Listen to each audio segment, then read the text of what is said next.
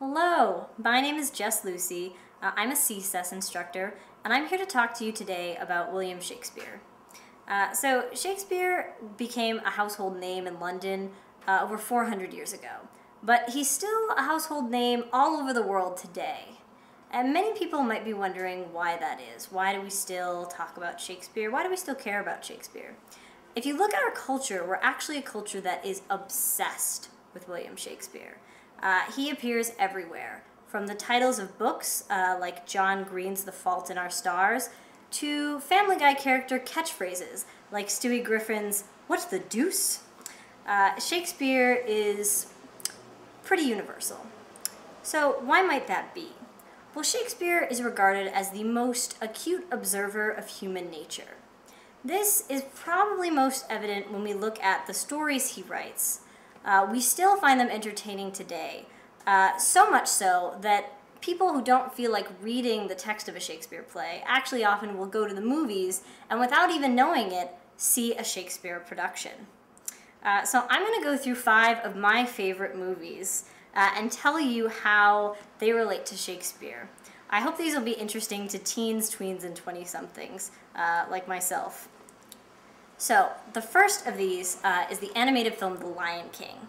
The Lion King tells the story of a young lion cub whose father is killed by his uncle and is banished. He returns, revenges his father's death, and takes his place as king. This actually, it may surprise you to learn, is the story of Hamlet. The biggest difference between The Lion King and Hamlet, other than lions, is the fact that Hamlet has a much sadder ending. Still, if you've seen The Lion King, you are pretty familiar with Hamlet. The second of these is the film She's the Man with Amanda Bynes. This is a romantic comedy, it's one of my favorites, about a girl who disguises herself as her brother, goes to a boarding school and falls in love with a boy. Unfortunately, this boy thinks she's a boy, and he asks her to help him win the heart of another girl. So it's a funny story with cross-dressing, and it's a reference to Shakespeare's Twelfth Night. Twelfth Night's a story of a girl, she gets washed up on an island, and it's essentially the same plot. She disguises herself as her brother, falls in love with the Duke, and helps him win the love of Lady Olivia. The third of these films is the story 10 Things I Hate About You. 10 Things I Hate About You is a story of a girl who wants to date, but her father refuses to allow her to do so until her very unpleasant older sister also dates.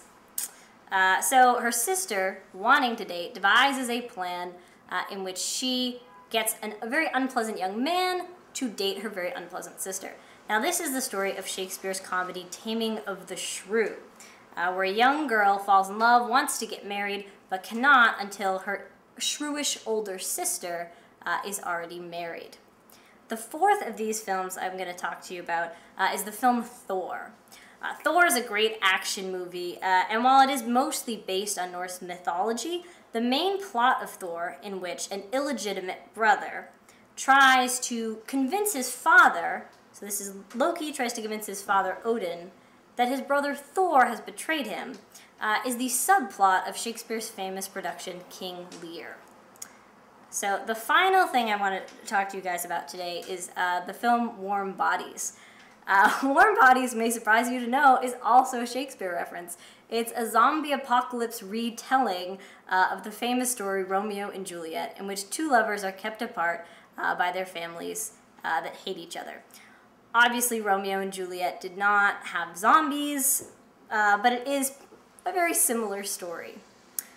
So I hope that this has inspired you to think about Shakespeare in a different way, to think about him as someone you can relate to, who you can find entertainment in. So I hope you will go out and read some Shakespeare. Thank you.